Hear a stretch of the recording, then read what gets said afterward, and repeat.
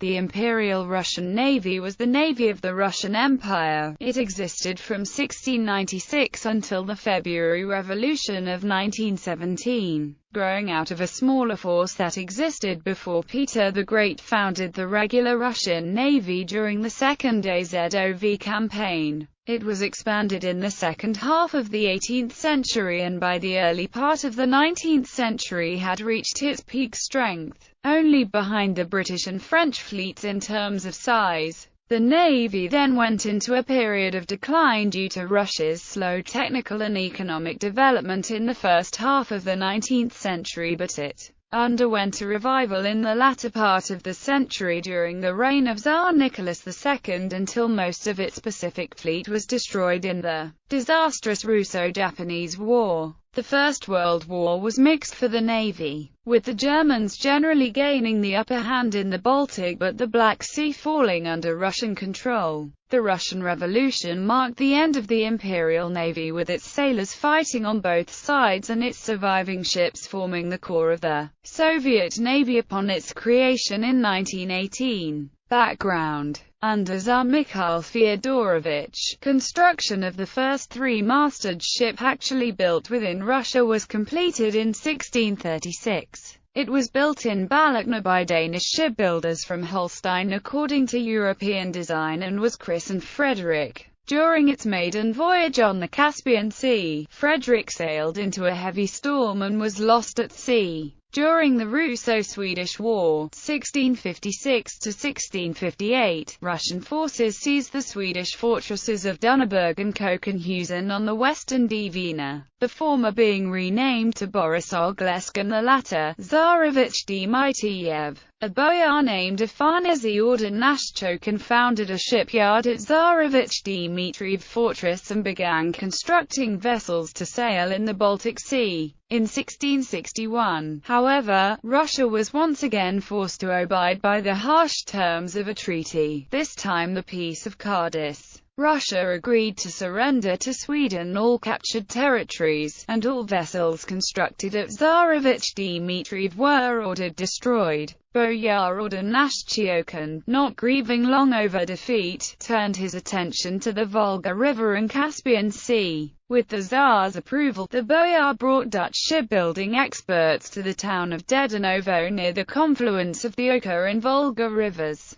Shipbuilding commenced in the winter of 1667. Within 2 years, 4 vessels had been completed, 1 22-gun galley, christened, and 3 smaller ships. The ill-fated Frederick had been a Holstein vessel, became Russia's first own three-masted, European-designed sailing ship but met with a similarly unfortunate end. The ship was captured in Astrakhan by rebellious Cossacks led by Stepan Razin. The Cossacks ransacked and abandoned it, half-submerged, in an estuary of the Volga. During much of the 17th century, Russian merchants and Cossacks, using Koch boats, sailed across the White Sea, exploring the rivers Lena, Kolyma and Indigirka, and founding settlements in the region of the Upper Amur. Unquestionably, the most celebrated Russian explorer was Semen Dezhnev, who, in 1648, sailed the entire length of present-day Russia by way of the Arctic Ocean. Rounding the Chukotisk Peninsula, Dezhnev passed through the Bering Sea and sailed into the Pacific Ocean. Reign of Peter the Great. The creation of the regular Russian Navy took place during the reign of Peter the Great. During the Second Azov campaign of 1696 against Turkey, the Russians employed for the first time 2 warships, 4 fireships, 23 galleys and 1,300 strugs, built on the Voronezh River. After the occupation of the Azov fortress, the Boyar Duma looked into Peter's report of this military campaign and passed a decree on commencing the construction of the navy on October 20, 1696. This date is considered the official birthday of the regular Russian Navy. During the Great Northern War of 1700 to 1721, the Russians built the Baltic Fleet. The construction of the Ord Fleet took place in 1702 to 1704 at several shipyards. In order to be able to defend the conquered coastline and attack enemies' maritime communications in the Baltic Sea, The Russians created a sailing fleet from the ships built in Russia and imported from abroad. From 1703 to 1723, the main base of the Baltic Fleet was located in St. Petersburg and then in Kronstadt.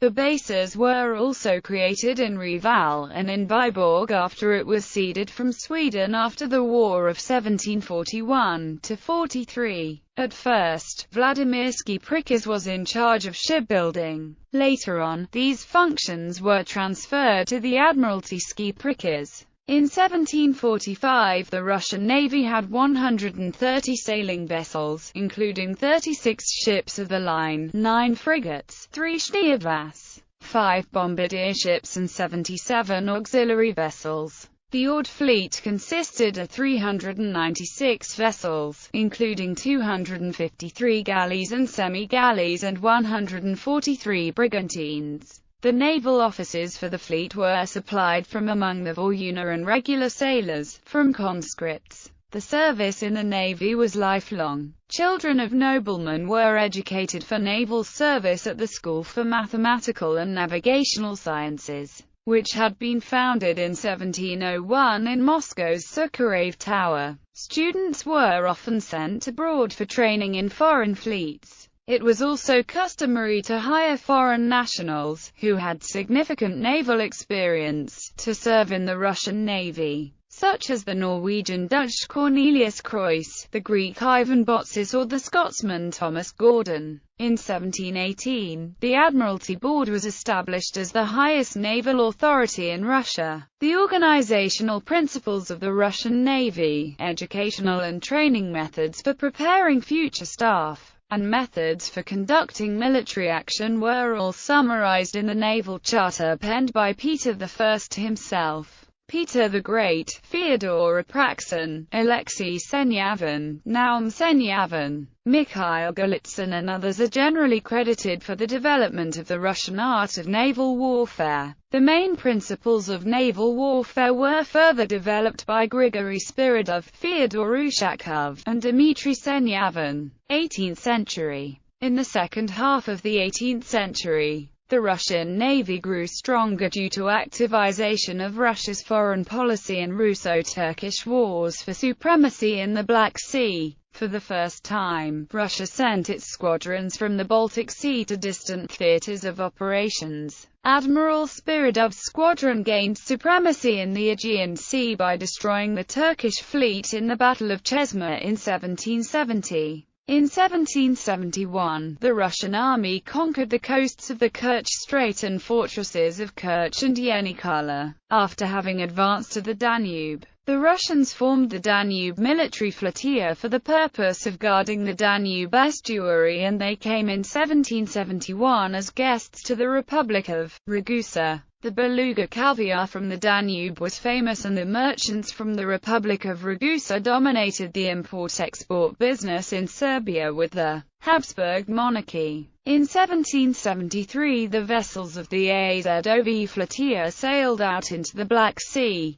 The Russo-Turkish War of 1768–1774 ended victoriously for Russia, which gained the coasts of the Sea of Azov and a part of the Black Sea coastline between the rivers Bug and Dniester. The Crimea was pronounced independent under Russia's protectorate and would become a part of Russia in 1783. In 1778, the Russians founded the port of Kherson. It is in this city that the first battleship of the Black Sea Fleet was commissioned in 1783. A year later, it was already a squadron. 19th century. In the second half of the 18th century and early 19th century, the Russian Navy had the third largest fleet in the world after Great Britain and France. The Black Sea Fleet possessed 5 line of battleships and 19 frigates. The Baltic Fleet had 23 ships of the line and 130 frigates. In the early 19th century, the Russian Navy consisted of the Baltic and Black Sea fleets, Caspian Flotilla, White Sea Flotilla and Okhotsk Flotilla. In 1802, the Ministry of Naval Military Forces was established. In 1826, the Russians built their first armed steamboat Ijora, equipped with 8 cannons.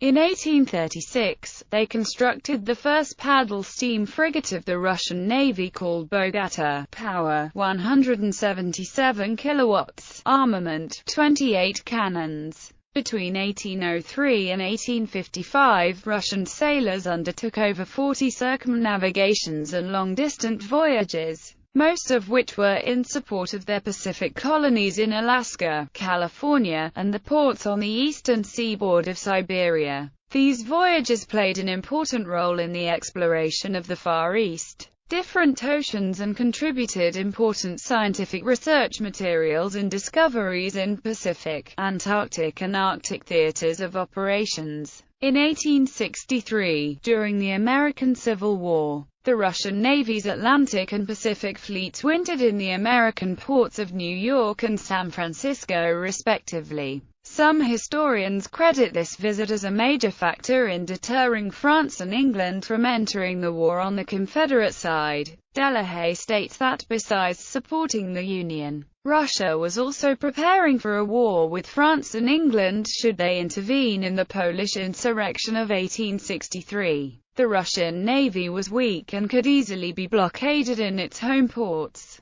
But if it was in the U.S. when the war started, it could more easily attack British and French commerce. The Imperial Russian Navy continued to expand in the later part of the century, becoming the third largest fleet in the world after Britain and France. The expansion accelerated under Tsar Nicholas II, who had been influenced by the American naval theoretician Alfred Thayer Mahan. Russian industry, although growing in capacity, was not able to meet the demands, and ships were ordered from Britain, France, Germany, USA, and Denmark. French naval architects in particular had a considerable influence on Russian designs. Crimean War and aftermath. Russia's slow technical and economic development in the first half of the 19th century caused her to fall behind other European countries in the field of steamboat construction. The combined number of staff of all the fleets equaled 91,000 people. Despite all this, the reactionary serfdom system had an adverse effect on the development of the Russian Navy. It was especially typical of the Baltic Fleet, which was known for its harsh military drill.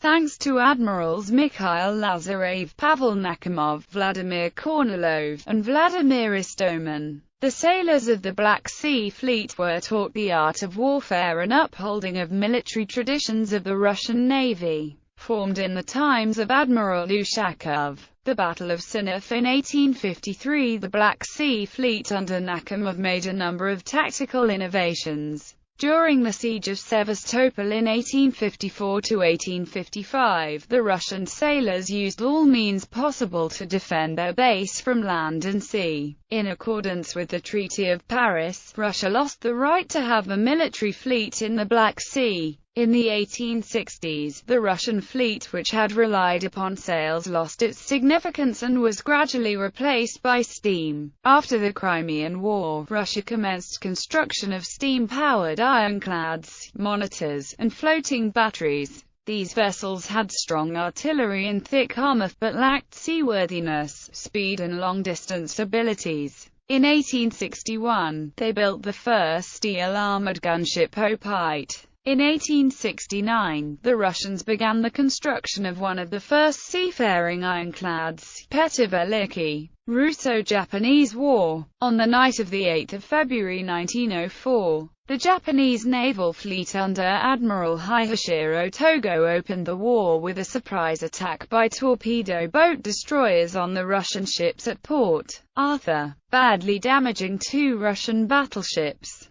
The attacks developed into the Battle of Port Arthur the next morning. A series of indecisive naval engagements followed, in which the Japanese were unable to attack the Russian fleet successfully under shore batteries of the harbor, and the Russians declined to leave the harbor for the open seas. Especially after the death of Admiral Stepan Osipovich Makarov on 13 April 1904. After the attack on Port Arthur, the Japanese attempted to deny the Russians use of the port. On the night of 13–14 February, The Japanese attempted to block the entrance to Port Arthur by sinking several cement-filled steamers in the deep water channel to the port, but the steamers, driven off course by Russian gunfire, were unable to sink them in the designated places, rendering them ineffective. Another attempt to block the harbor entrance on the night of 3/4 May with block ships also failed. Mine-laying in March.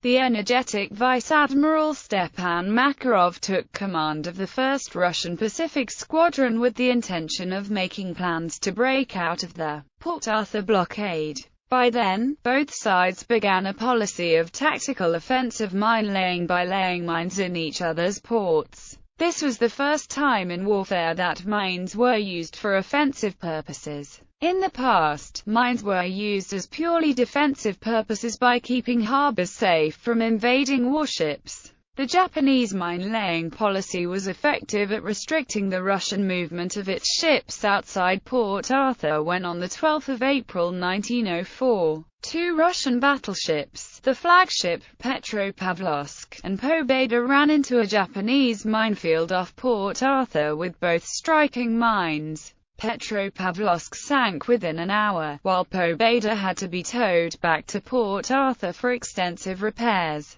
Makarov died on Petropavlovsk. However, the Russians soon learned the Japanese tactic of offensive minelaying and decided to play the strategy too. On the 15th of May, 2 Japanese battleships, Jashima and Hatsus, were both lured into a recently laid Russian minefield off Port Arthur, both striking at least 2 mines. Yashima sank within minutes, taking 450 sailors with her, while Hatsus sank under tow a few hours later. The Russian fleet attempted to break out from Port Arthur and proceed to Vladivostok, but they were intercepted and dispersed at the Battle of the Yellow Sea. The remnant of the Russian fleet remained in Port Arthur, where the ships were slowly sunk by the artillery of the besieging army. Attempts to relieve the city by land also failed, and after the Battle of Liaoyang in late August, the Russians retreated to Mukden. Port Arthur finally fell on the 2nd of January 1905, after a series of brutal, high-casualty assaults. Russian submarines. By the 25th of June, the Imperial Russian Navy had purchased its first naval submarine from Isaac Rice's Electric Boat Company. This submarine was built under the direction of Arthur Leopold Bush as the American torpedo boat Fulton. It was a prototype of the known as the Addy-class, plunger-class submarines. By the 10th of October, this first Russian submarine was commissioned into service the eastern coast near Vladivostok, Russia, and was renamed Samur. This first Russian submarine was not ready in time for the Russo-Japanese War. The reason behind this delay was partly due to a shipment of torpedoes originally ordered from Germany in early 1905. Russia soon ordered more submarines, and they were built under contract with the Holland Company by the Neva Shipbuilding Company located in St. Petersburg, Russia. In 1903, the German shipbuilding firm Germania Werft at Kiel completed Germany's first fully functioning engine-powered submarine, Forelle. The submarine was towed by Kaiser Wilhelm II, and Prince Heinrich of Prussia was given a brief cruise in the vessel. In April 1904, the Imperial Russian Navy purchased Forelle, and ordered 2 more submarines of the Karp class. These vessels, as well as Forelle, were transported along the Trans-Siberian Railway en route to the war zone.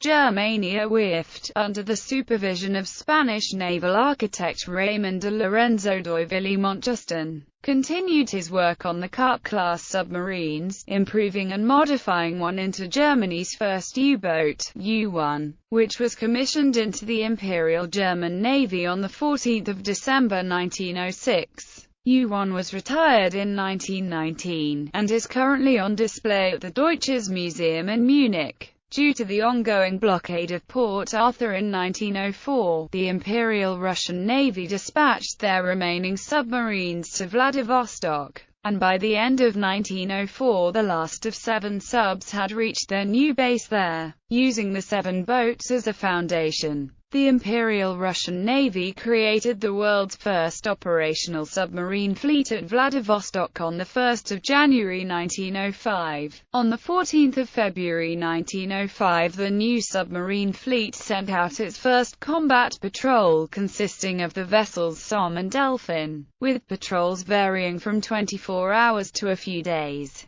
The sub-fleet's first enemy contact occurred on 29 April 1905 when Imperial Japanese Navy torpedo boats fired upon Somme. Scoring no hits, the torpedo boats withdrew. On 1 July, the Russian submarine Kita made contact with two Japanese torpedo boats in the Tartar Strait. Kita could not submerge quick enough to obtain a firing position, and both adversaries broke contact. Decisive battle. Tsushima. The Russians had already been preparing to reinforce their fleet the previous year by sending elements of the Baltic Sea Fleet under Admiral Zinovy Rozhestvinsky around the Cape of Good Hope to Asia, a voyage of over 18,000 miles. On 21 October 1904, while passing by the United Kingdom, they nearly provoked a war in the Dogger Bank incident by firing on British fishing boats that they mistook for Japanese torpedo boats.